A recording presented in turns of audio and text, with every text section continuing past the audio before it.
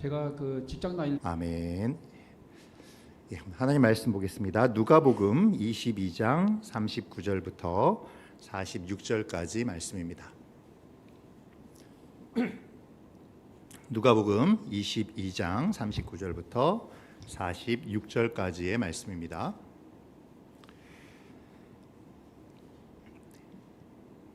찾으셨으면 우리 한 절씩 같이 교독하도록 하겠습니다. 예수께서 나가사 습관을 따라 감람산에 가심에 제자들도 따라갔더니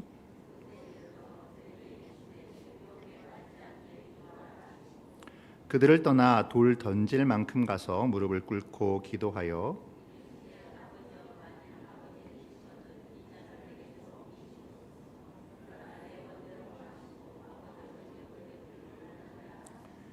천사가 하늘로부터 예수께 나타나 힘을 더하더라.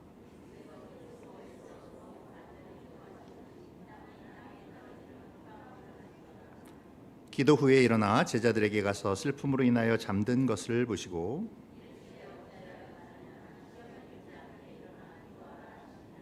아멘. 날씨가 많이 춥습니다. 그렇죠?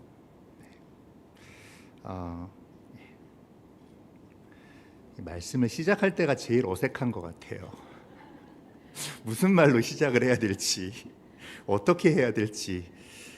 특히 이제 저는 이제 중고등부 사역을 하니까 청소년부 사역을 해버릇을 해서 그런지 청소년들 앞에서는 이렇게 농담도 하고 뭐 이렇게 하면서 좀 진행을 하면 좋을 것 같은데 어른들 설교 앞에 딱 쓰면 이렇게 딱 이 자리에 쓰는 순간부터 이렇게 좀 말문이 막힌다고 그래야 되나요? 무슨 말로 시작을 해야 될까 하는 생각이 들 때가 있습니다. 네, 그래서 말씀에 앞서서 제가 문제 하나를 내면서 좀 시작을 할까 합니다. 여러분 혹시 6월절의 기원이 어디에서 출발했는지 아십니까? 6월절. 예, 너무 쉬운 문제를 제가 냈죠. 네, 6월절의 기원은 출애굽기에 나오는 10가지의 재앙 중 마지막 재앙이었던 장자의 죽음, 그 재앙으로부터 시작이 됩니다. 당시 하나님은 마지막까지 강팍을 부리던 그 애굽의 바로 왕과 애굽을 심판하시면서 이스라엘 백성들의 심판을 면제해 주시죠. 그리고 이것은 곧 그리스도의 속죄의 구원을 또 상징하는 의미를 가지고 있기도 합니다. 그런데요, 여기서 다시 문제를 드리면, 우리가 이제 발칙한 상상을 좀 한번 해보면요, 우리가 이제 이스라엘 백성이라고 한번 생각을 해보자고요. 문설주와 임방에 어린 양의 피를 이제 칠하고 뿌려야 합니다. 어떻게 칠하시겠습니까? 목숨과 관련 있는 문제 아닙니까? 구원과 관계가 있는 거잖아요. 죽느냐 사느냐 하는 문제입니다. 그럼 어떻게 칠해야 될까요? 잘 칠해야 되겠죠. 작년에 제가 설교 봉사를 한 교회에서 이 부분을 가지고 활동을 진행한 적이 있었습니다. 그래서 문설주와 임방이 그려진 이 문을 이렇게 그려주고 거기에 이제 빨간색 사인펜으로 그 어린 양의 피를 한번 칠해보라고 그렇게 이제 요구를 한 적이 있거든요. 근데 이제 정말 열심히 칠하시더라고요. 빨간색으로 막 꼼꼼하게 열심히 칠하시는데 또 어떤 분은 10분이 넘는 동안 아주 정말 꼼꼼하게 색칠을 하는 바람에 이 다음 진행이 어려울 정도로 이렇게 아주 꼼꼼하게 칠하는 분도 계셨습니다. 여러분들은 어떻게 칠하셨을까요? 여기 계신 대부분의 우리 성도님들은 아마 꼼꼼히 빈틈없이 빨갛게 칠하실 것 같습니다. 근데 또 저 같은 사람은요, 그냥 대강 피만 이렇게 틱틱 묻혀 놓기도 할 것 같아요. 그 당시의 사람들도 실제로 그러지 않았을까 싶습니다. 당시 이스라엘 백성들 중에서도 어떤 사람은 아주 꼼꼼하게 정말 이거 조금이라도 빈틈이 보이면 안 돼, 그리고 열심히 어린 양의 피를 묻혀서 칠하고 뿌리고 한 사람이 있었던 반면에 어떤 사람은 그냥 대강 그냥 툭 찍어서 팍팍팍 이렇게 칠한 사람도 또 뿌린 사람도 있었을 것 같아요. 자, 그럼 여러분들이 생각하시기엔 어떤 사람이 구원을 받을 수 있었을까요? 꼼꼼하게 친한 사람? 아니면 대강 친한 사람? 네, 정답을 알고 계시니까 우리가 생각해 봐야 할 것이 있습니다.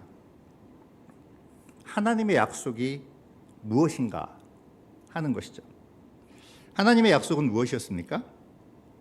얼마나 꼼꼼히 빈틈없이 바르느냐에 그 약속이 있지 않았습니다. 하나님의 약속은 어린 양의 피를 바르라는 것이었죠. 어린 양의 피로만 심판이 넘어가고 생명이 보존되고 구원을 받게 된다라는 것이었습니다. 그러니까 중요한 것은 어린 양의 피이지 그것을 얼마나 꼼꼼하게 빈틈없이 발랐는가가 아니라는 것이죠. 그런데 때때로 우리는 이것을 착각하는 경우가 굉장히 많습니다. 우리의 정성이, 우리의 행위가 구원을 받는다고 착각하는 것이죠. 우리가 경계해야 할 것은 우리의 꼼꼼함으로 인해 구원이 임하였다는 자기의 아닐까 싶습니다. 그래서 주님을 위해 무언가 대단한 일을 해야 하고 대단한 사람이 되어야 한다고 생각하는 것은 아닌가, 이 시간에 한번 생각해 볼 필요가 있습니다. 흔히 사람들은 무엇을 했는가, 무엇을 할 것인가에 관심을 둡니다. 하나님을 향한 일에도 마찬가지이죠. 하나님을 향해서 무언가 위대한 일을 해야만 하고 무언가 풍성한 일을 해야만 하고 하나님을 위해서 무언가 내가 대단한 사람, 대단한 위치에 올라야 한다라고 생각을 합니다. 그런데 하나님은요, 내가 어떠한 무엇을 해야 하는가에 관심을 두시지 않고요, 어떠한 존재가 되어야 하는가에 대하여 더 관심을 가지시는 것 같습니다. 이러한 점은 오늘 읽은 본문에서도 극명하게 나타나고 있는데요. 오늘 본문은 일명 겟세마네 기도로 잘 알려져 있는 예수님이 이 땅에서 마지막 밤을 보내시던 날의 기록입니다. 아시다시피 예수님은 지난 3년 동안의 기간 동안 제자들과 동고동락하시면서 친히 하나님의 나라와 하나님의 구원에 대하여 가르쳐 주셨습니다. 그리고 3년여가 지난 요 며칠 동안 계속해서 제자들에게 십자가에 대하여 말씀해 주시고 있죠. 십자가는 우리에게는 익숙한 기독교의 상징이지만 당시에는 무시무시한 로마의 사형틀이었습니다. 예수님이 그런 사형틀에 매달려 죽는다는 말을 제자들은 쉽게 받아들일 수 있었을까요? 제자들에게 그것은 생각하기도 싫은 이야기였을 것입니다. 그들이 꿈꾸는 예수님이 구원하신 세상은 저 지긋지긋한 로마의 압제에서 해방되어 다윗의 영화가 재현된 세상이었습니다. 그렇기에 제자들이 생각할 때 예수님이 쳐부셔야 할 대상인 로마의 사형틀에 달려 돌아가신다라는 것은 정말 생각할 수 없는 일이었을 것입니다. 사람들이 말하고 기대하는 메시아, 그가 만든 세상에서 더 높은 자리를 얻기 위해 무엇인가를 해야 하는, 아니 자신들이 지금까지 주님을 모신 공로로 서로 높은 자리에 오르겠다고 다투기까지도 하는 그런 상황에서 주님이 지셔야 되는 십자가, 주님께서 달리셔야 하는 십자가는 말도 안 되는 이야기처럼 들렸기 때문입니다. 그래서 제자들은 애써 외면하죠. 심지어 베드로는 다른 제자는 몰라도 자신은 그런 일이 절대로 일어나지 않도록 하겠다는 장담마저 합니다. 하지만 십자가는 반드시 이루어져야 하는 일이었죠. 그리고 그 고통의 시간은 점점 다가와서 이제 그 마지막 밤이 도래했습니다. 그리고 그 중요한 때에 주님은 제자들과 함께 기도의 자리로 나아가신 것이죠. 그리고 또 그 자리에서 주님은 제자들에게 함께 깨어 있을 것을 부탁하십니다. 십자가를 앞두고, 십자가의 그 사역을 앞두고서의 주님의 마음은 어떠하셨을까요? 굉장히 절박하신 마음이 아니셨을까요? 사탄과의 영적 전쟁이 시작되었습니다. 주님은 지금 인류 구원의 중요한 그 순간에 서 계십니다. 얼마나 절박한 마음으로 겟세마네에 나아가셨을까요? 그런데 그 밤에, 그 절박한 시간에 제자들은 잘 잤습니다. 뭐 잠잘 이유는 많이 있었죠. 다른 복음서, 이 부분이 기록된 다른 복음서인 마가복음에 보면 심히 피곤했다라고 기록하고 있습니다. 그것으로 볼 때 그들은 정말 피곤했던 것 같습니다. 아마도 여러 가지 사역으로 또 광야의 생활로 많이 힘들었을지도 모르죠. 그리고 지금 기도하는 그 시간은 원래 잠자는 시간이었고 내일의 사역을 위해서 어떤 그런 휴식이 필요한 그러한 시간이기도 했습니다. 피곤한 육신, 바쁜 일상, 밀려오는 업무들, 그래서 더 이상 주님이 요구하시는 것을 행할 수 없었을지도 모르겠습니다. 그런데 중요한 것은요, 기도하러 나가시는 그 예수님의 마음을 제자들은 알지 못했다라는 것입니다. 주님이 진정으로 원하는 것을 알지 못했기에 피곤한 시간에 무엇을 더 해야 한다라는 것이 부담스러웠을 것 같습니다. 지금 주님이 요구하시는 것은 무엇을 해야 한다라는 것이 아니죠. 어떠한 사람으로 서 있어야 하는가에 대한 그러한 요청이십니다. 주님이 요구하시는 것은 깨어있는 사람이 되라는 것입니다. 주님은 지금 십자가를 지지 않을 수 있도록 기도하자라고 말씀하시는 것도 아니죠. 죽지 않기 위해서 기도해달라고 요청하시는 것도 아닙니다. 그렇다고 제자들에게 너희들도 같이 십자가에 달려서 같이 죽자라고 말씀하시는 것도 아니에요. 주님은 지금 내가 주님이 무엇을 원하시는지를 알고 단지 주님과 함께 깨어있는 사람이 되기를 원하고 계십니다. 십자가 앞에 깨어있는 사람, 사명 앞에 깨어있는 사람, 부르심 앞에 깨어있는 사람이 되라는 것입니다. 온 세상의 생명을 살리시는 그 중요한 사역, 그 중요한 시간에 깨어있는 사람이 되어 있으라는 것입니다. 하지만 제자들은 그러한 주님의 마음을 알지 못했고 그렇기에 주님이 이루시려는 것을 알지 못했습니다. 결국 그들은 그 부르심 앞에서 모두 실패하고 말죠. 십자가의 복음을 위해서 부르셨고 또 감당할 수 있도록 복을 주셨고 훈련시키셔서 바로 그 자리에 세워주셨는데 그 소중한 자리에 그냥 있었을 뿐 졸다가 끝나버렸습니다. 그들은 그렇게 실패한 사람이 되어버리고 말았습니다. 여러분, 혹시 2007년도에 한국 교회에 어떤 일이 있었는지 기억하십니까?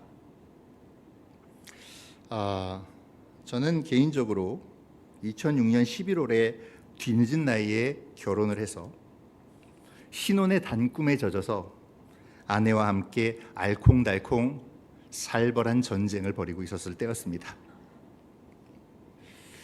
여튼 그 해에 한국 교회는 아주 큰 화두를 가지고 있었습니다. 1907년 평양 대부흥운동의 100주년을 맞이해서 부흥이 한국 교회의 화두로 떠오르고 있었죠. 전국의 교회들이 부흥을 외쳤습니다. 부흥을 꿈꾸고 노래했고 부흥을 기도했습니다. 자, 그런데 20년이 가까이 된 지금 한국 교회는 부흥을 이루고 있을까요? 한국 교회는 지금도 여전히 부흥을 갈망하고 외치고 있습니다.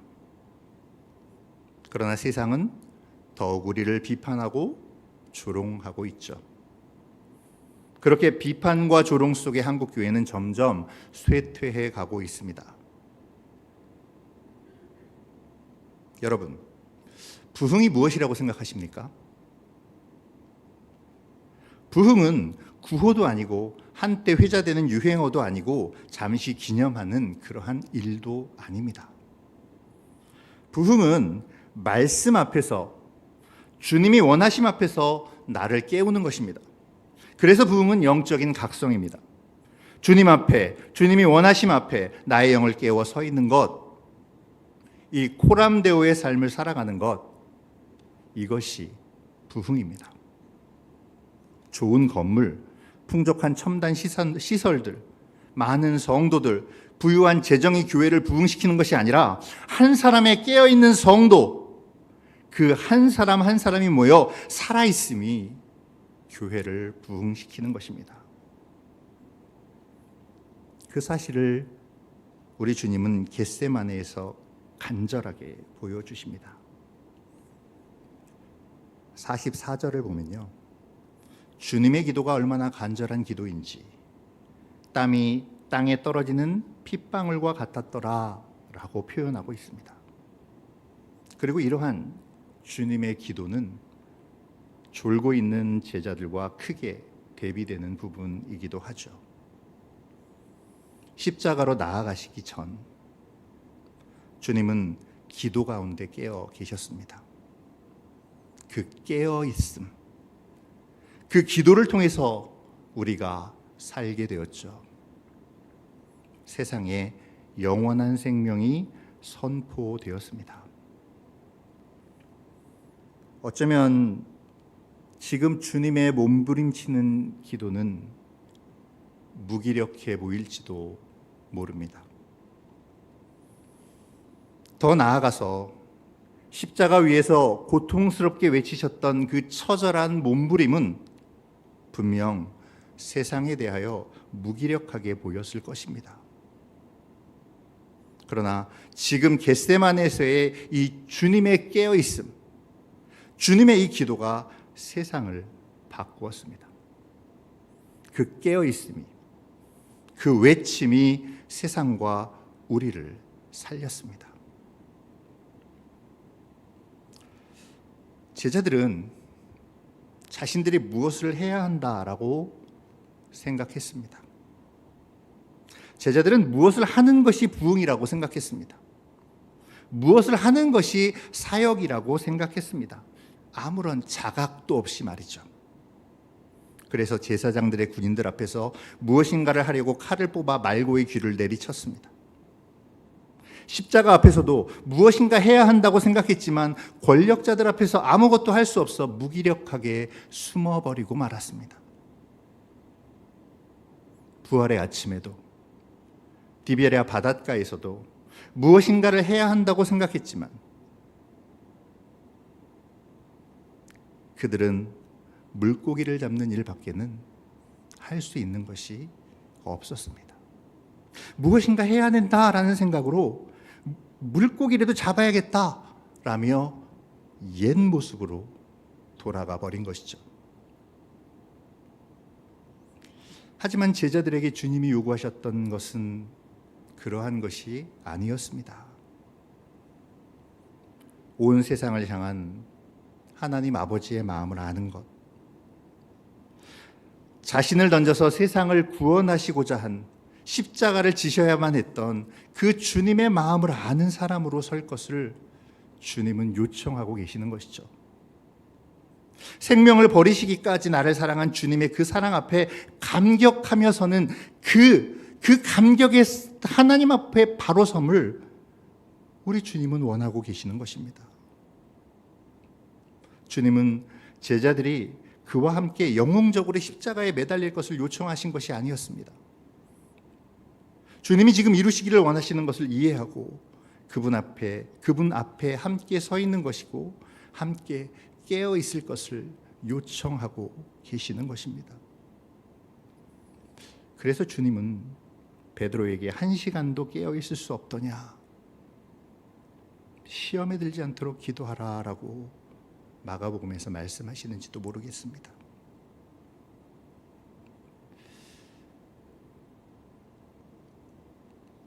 주님은 오늘 본문을 통해 베드로를 비롯한 제자들과 우리에게 이것을 도전하고 계십니다. 하나님의 거룩하신 뜻 앞에서 너는 어떤 사람으로 설 것이냐? 너는 그렇게 내 욕망에 젖어 그렇게 살다 갈 것이냐? 헛된 영광에 사로잡혀 그렇게 의미 없는 삶을 살아갈 것이냐? 나와 함께 1시 동안도 깨어 있을 수 없겠느냐?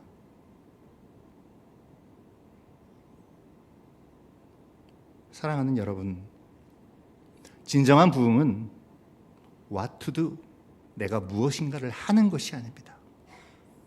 What to be, 내가 어떠한 사람으로 서 있느냐라는 것입니다. 이것을 오늘 본문에서 주님은 깨어있으라 라고 말씀하고 계십니다. 여러분, 우리는 지금 주님 앞에 어떠한 사람으로 서 있습니까?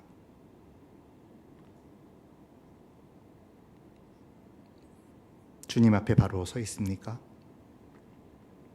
말씀 앞에 바로 서 있습니까? 주님의 원하심 앞에 나는 올바로 서 있습니까?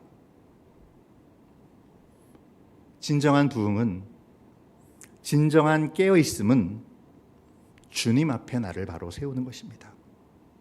말씀 앞에 나를 바로 세우는 것입니다. 그리고 주님의 원하심 앞에 나를 바로 세우는 것입니다. What to be.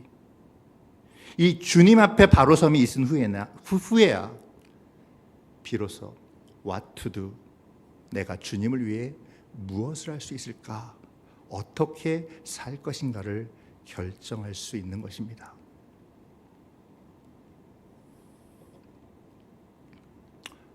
(1981년에) 아카데미상의 주요 부분을 휩쓸었던 불의 전차라는 영화가 있습니다.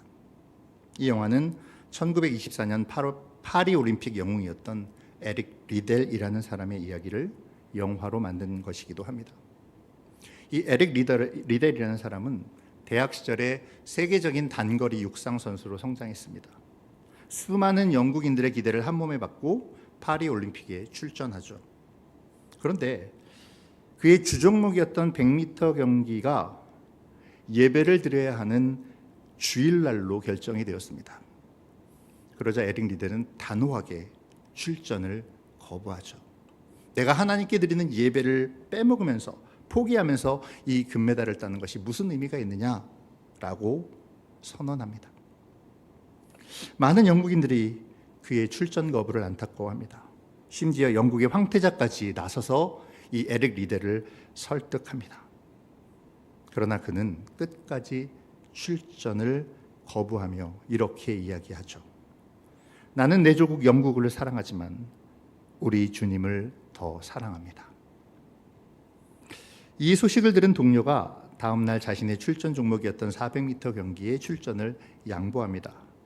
그리고 리델은 이것을 받아들여서 400m 경기에 출전하고 당당히 금메달을 목에 겁니다. 당시에 중계하는 그 해설자가 굉장히 경이로운 목소리로 이렇게 외쳤다고 하죠. 400m를 끝까지 100m 달리게 하는 사람처럼 달리는 것을 처음 보았다고요. 그가 이 파리 올림픽에 세운 기록은 향후 16년 동안 깨지지 않는 세계 신기록이 되었습니다. 그렇게 금메달을 따고 고향으로 돌아와 대학을 졸업합니다.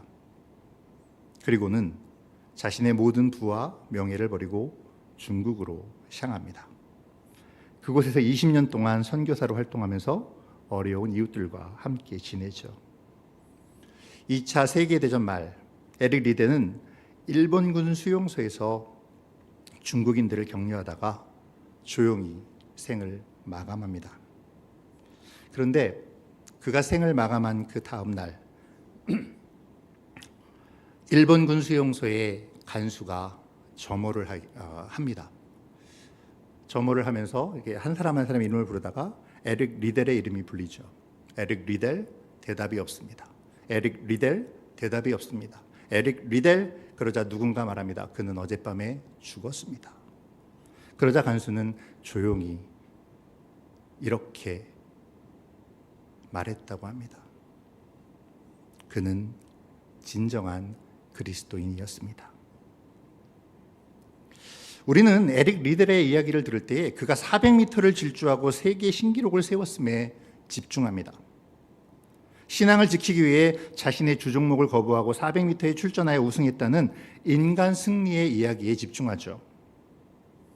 하지만 에릭 리델의 위대함은 그가 주님을 위해 달렸다는 것이 아닙니다. 부와 명예를 버려두고 중국으로 하나님을 위해 선교를 갔다라는 것도 아니죠. 그의 위대함은 그의 초라한 죽음 앞에 있습니다. 중국 선교의 원대한 꿈을 꾸고 중국에 갔지만 그는 선교의 꽃을 피우지 못한 채 수용소에 갇히고 맙니다. 하지만 그곳에서 그는 그리스도인으로서의 삶을 살아가죠. 일본인 간수가 인정할 정도로 말이죠. 그는 그리스도인이었습니다. 그는 그리스도인이었습니다. 라는 이 고백 속에 에릭 리델의 삶이 어떠했는가가 잘 드러납니다.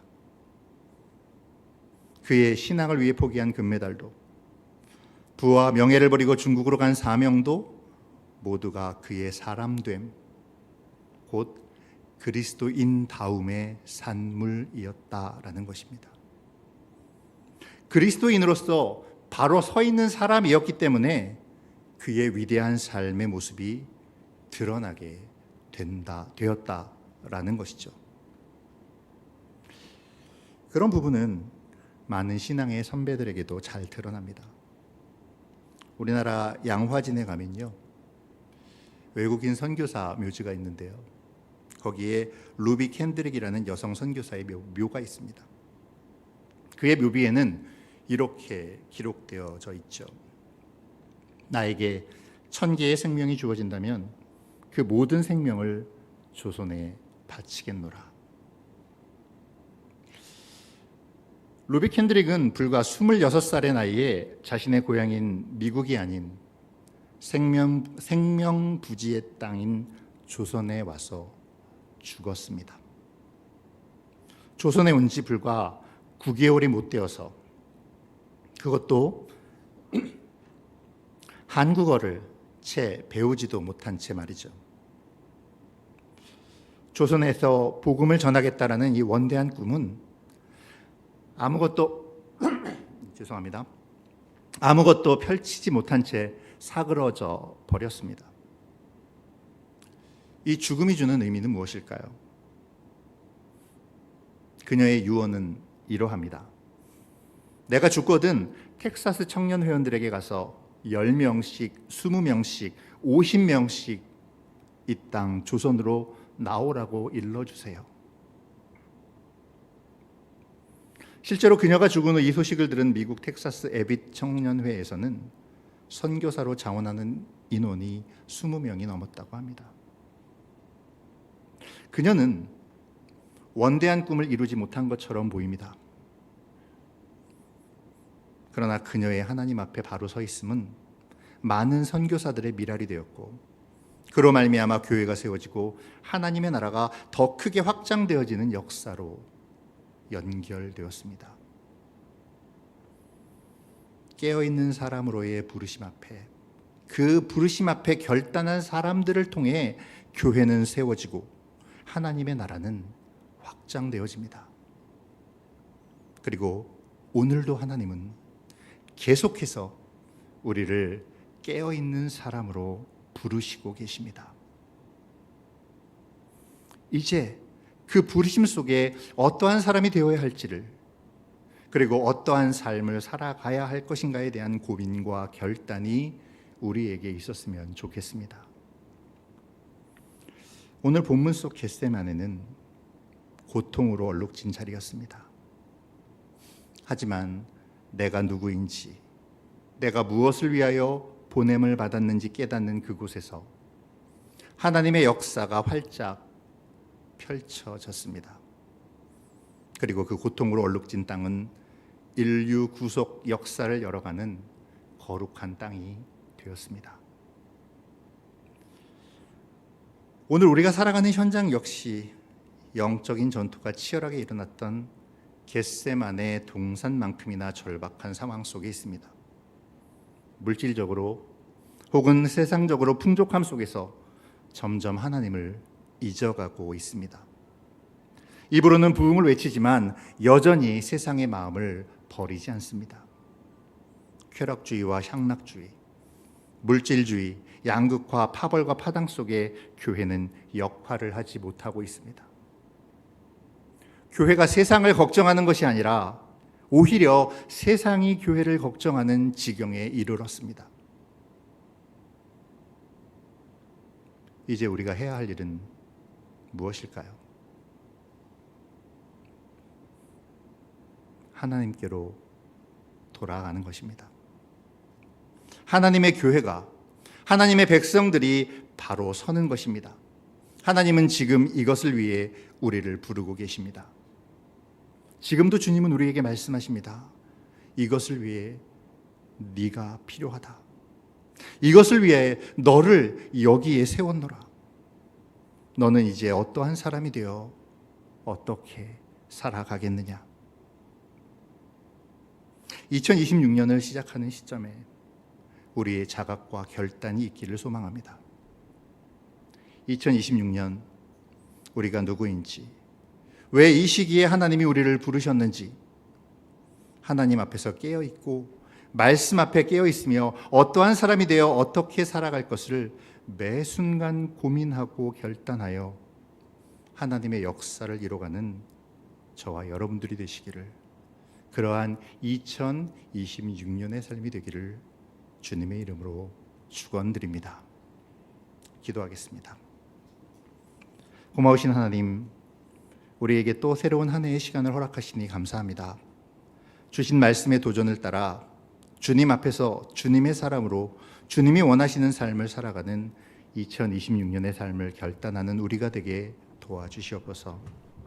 고난과 고통의 장소인 겟세마네가 구원과 생명의 장소가 되었듯 우리를 통해 우리의 삶의 자리가 소망의 자리로 바뀌어지도록, 우리를 세상에 끌려다니는 자가 아닌 주님을 따르는 자들로서의 삶으로 인도하여 주시옵소서. 매 순간 어디에 있든지 주님의 사람으로 어떻게 살아야 할지를 고민하는 우리가 되어지기를 소원합니다. 함께하여 주시기를 원하오며 예수님의 이름으로 기도합니다. 아멘.